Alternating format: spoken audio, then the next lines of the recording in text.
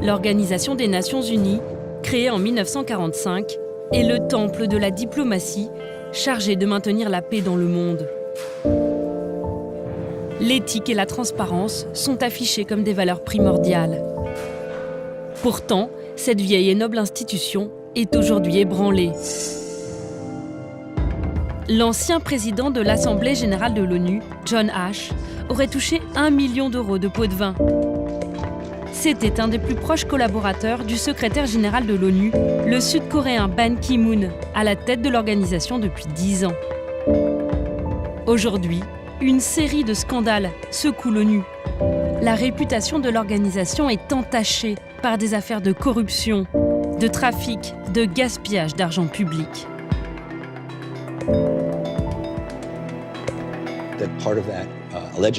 Une partie de l'argent devait aussi aller au chef de la mission.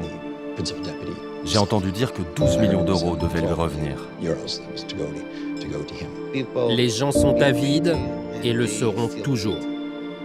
Malheureusement, l'avidité gouverne l'ONU.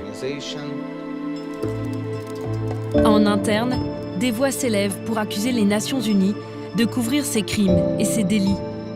Un cadre anonyme de l'ONU a même créé un Muppet Show dénonçant l'omerta que ferait régner le secrétaire général de l'organisation. Ban Ki-moon often speaks of zero tolerance, meaning he's got zero tolerance for anyone trying to tarnish the image that he wanted to create. La corruption gangrène-t-elle l'ONU ? Le gendarme du monde est-il capable de balayer devant sa propre porte ? Et le veut-il vraiment ?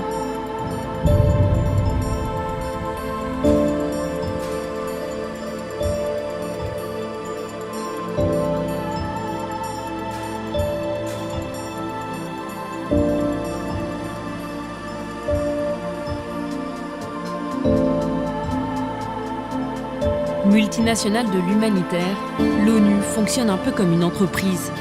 On y pense rarement, mais maintenir la paix sur la planète nécessite toute une logistique.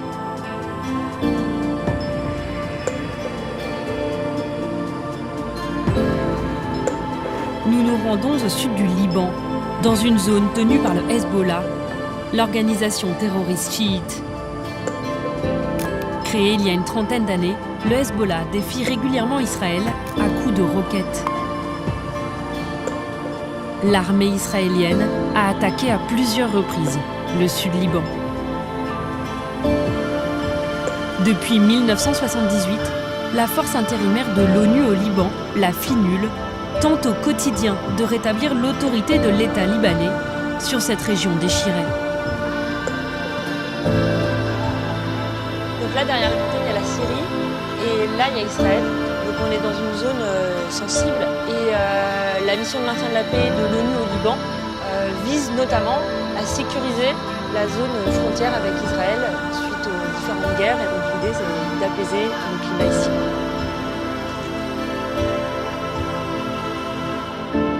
La FINUL, c'est 10 000 casques bleus, dont 900 français.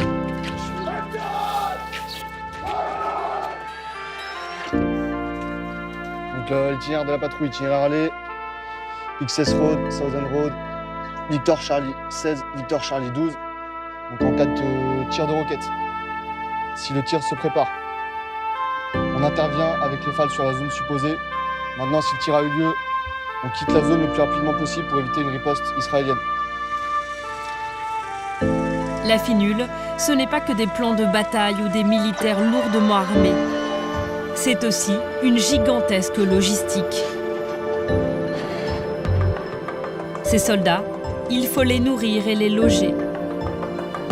Alors pour cela, l'ONU fait appel à des milliers de fournisseurs. Des tonnes de matériel arrivent chaque semaine, par bateau ou par convoi. Des marchandises envoyées par des entreprises privées avec lesquelles l'ONU passe des contrats.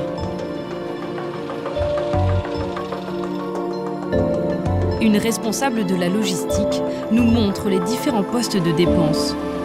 Le ravitaillement en essence, par exemple. L'essence est fournie par qui là ? C'est une société civile qui est sous contrat avec l'ONU. Donc c'est l'ONU qui s'est occupée de Voilà. fournir l'essence. C'est ça tout à fait. Pour ravitailler ces camps au Liban, l'ONU a passé un appel d'offres et a conclu pour 3 ans un contrat de 68 millions d'euros avec une société pétrolière basée à Beyrouth. Ok. Une base de l'ONU, c'est aussi des logements ou souvent des préfabriqués comme ici.